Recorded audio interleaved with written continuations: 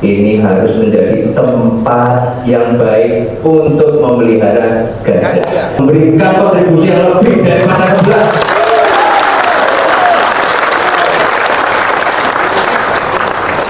Mungkin kita belum ada di parlemen di Senayan, di provinsi kita baru punya satu, mana? Ibu Krisma, oh itu satu. Di Kelungkung juga ada satu. Itu di Denpasar berapa ya? Denpasar 3.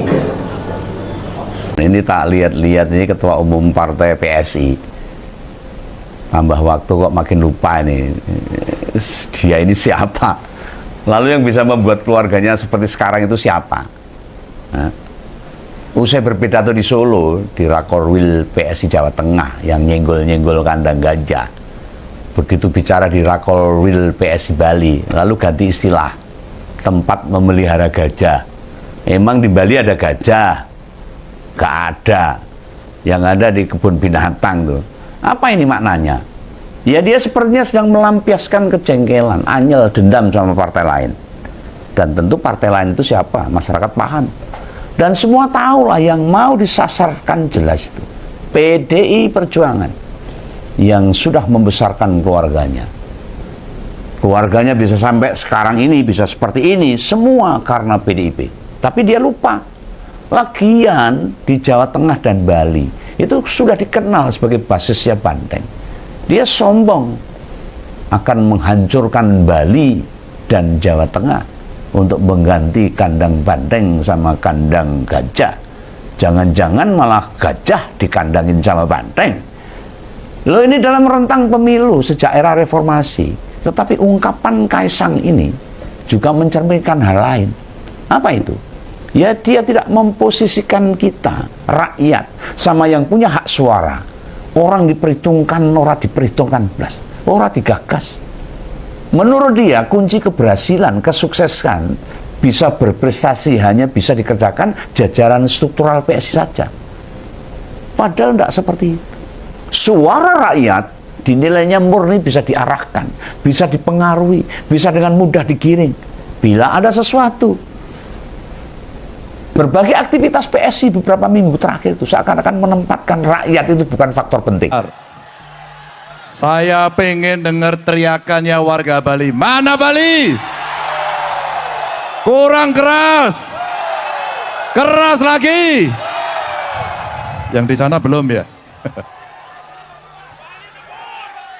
Bapak Ibu, kawan-kawan yang sangat saya hormati, sangat saya muliakan, Om Swastiastu. Assalamualaikum warahmatullahi wabarakatuh. Selamat malam, salam sejahtera untuk kita semua. Namo Buddhaya, Rahayu. Hari ini sedianya Pak Andika dan Ibu yang hadir di sini. Beliau sudah beberapa hari di sini. Terima kasih Pak Andika dan teman-teman dari TPN yang sudah mendampingi. Dan saya tadi malam mendapatkan kiriman getaran batin.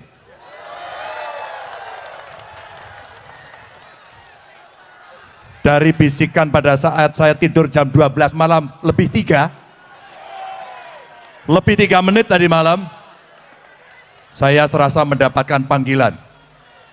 Segera datang ke Bali. Begitu.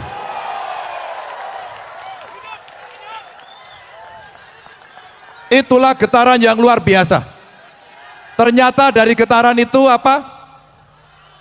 Handphone saya memang bergetar karena yang telepon Pak Koster. Saya kira tadi getaran batin, ternyata getaran handphone saya vibra dan telepon. Segera kembali, Pak Koster suaranya. Terima kasih Pak Koster. Dan kawan-kawan terima kasih, Pak Adises, wah ini para bupati juga hadir, wali kota terima kasih, wakil dan kawan-kawan semuanya. Dan tentu sahabat Ganjar yang sudah membuat pertunjukan sudah ke 30. Emang Pak Koster selalu pas ya, angkanya 3 terus gitu, ke 30. Dan ini berputar ke seluruh Indonesia untuk menyapa seluruh warga. Mudah-mudahan ini menjadi menghibur. Saya ingin mengingatkan pada kita semuanya, besok pagi baru akan kita mulai kampanye terbuka. Besok pagi. Saya titip betul-betul kepada seluruh keluarga khususnya yang ada di Bali untuk kita menjaga ketertiban. Kita sukseskan pemilu. Ya. Sebentar, saya mau tanya dulu. Tapi pilihannya udah pasti belum ini? Nggak yakin saya. Berapa? Ini. Sini, nomor berapa? Udah pasti nomornya berapa? Siapa Pak? Nomor berapa? Nomor 3. Kurang keras nomor berapa? Nomor 3, Ganjar Presiden. Oh, udah jelas ini. Wow, wah, ini Pandi. Ada kepalanya nih. Oh, kepalanya nomor berapa tuh? Wow. Wah, ini niat sekali ini. Jadi itu kepalanya dicukur nomor 3, ada tulisannya Ganjar, dibayar berapa? Kok mau-maunya dibayar berapa suruh kayak gitu? Nggak ada? Nggak bayar? Tepuk tangan dong. Oke. Ini sampai. Kamu naik ke atas ini bisa nggak? Mikir. Diangkat. Mbak, diangkat, Mbak. Mbak, tolong yang di depan tolong diangkat bapaknya. Oh ya. Nih dibantu. Beli. Sini. Naik. Yuk angkat. 1, 2, 3. Tuh, kalau makan jangan banyak, berat banget ini. Oke, beli namanya siapa? Gunawan. Hah? Gunawan. Ya, kirain orang Bali. Aslinya mana? Tabanan. Oh, Tabanan. Kirain orang Bali. Oh, Tabanan ini Bang Adi ini. Oke, jadi nama Balinya siapa? Komang Gunawan. Komang Gunawan. Saya kira Gunawan orang Wonogiri. Ganjar Presiden. Nanti dulu tuh mau ditanyain kok. Coba tunjukkan kepalanya ke penonton. Oke, putar kepalanya, ada tulisannya coba. Ini luar biasa. Oh ya. Halo teman, berjumpa bersama saya di Darabi Channel ya. Memang Kaisang ya, Ketua Umum PSI ini kalau pidato teman, sungguh membuat kita itu tercengang melihatnya ya. Kali ini beberapa waktu yang lalu Kaisang itu ke Bali ya, ke Provinsi Bali. Nah kita tahu Kaisang ini seolah-olah pergi ke tempat-tempat di mana PDI itu berkuasa ya. Nah, Kaisang ini pergi ke Bali, kalau kita melihat teman-teman, ia berpidato di sana ya. Bahkan ia mengatakan ya, di tempat ini ya bagus sekali untuk memelihara gajah. Artinya bahwa ia ingin ya PSI itu menang lagi di Bali ya. Padahal itu adalah kandangnya banteng, teman-teman. Kita tahu Bali itu mayoritas ya. Itu adalah PDI Perjuangan. Gubernurnya aja dan wakilnya aja itu adalah PDI Perjuangan, teman-teman. Bupati wali kota juga demikian ya kan. Ini artinya bahwa Bali itu betul-betul mayoritas adalah PDI Perjuangan. Nah, Kaisang masuk ke sana ya, ingin menang di sana. Ya. Kaisang ingin menang di sana, teman-teman. Bahkan dulu Jokowi juga pernah ke sana ya untuk bertemu dengan kader-kader PSI. Apapun itu yang dilakukan Kaisang, tentu masyarakat pasti menilai ya. Menilai bahwa semua sesuatu itu tidak bisa dipaksakan.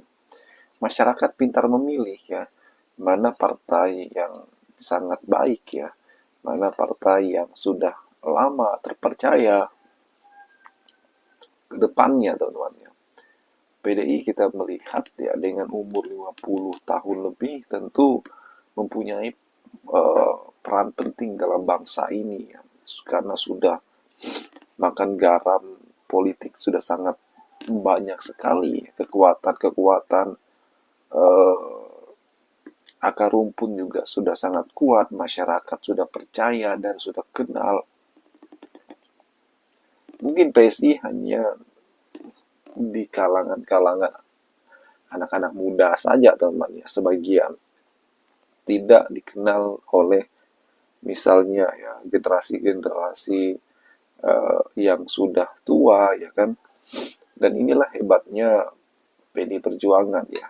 Walaupun partai yang sudah lama, banyak juga anak-anak muda, milenial hingga Gen Z yang menjadi kadernya, teman-teman.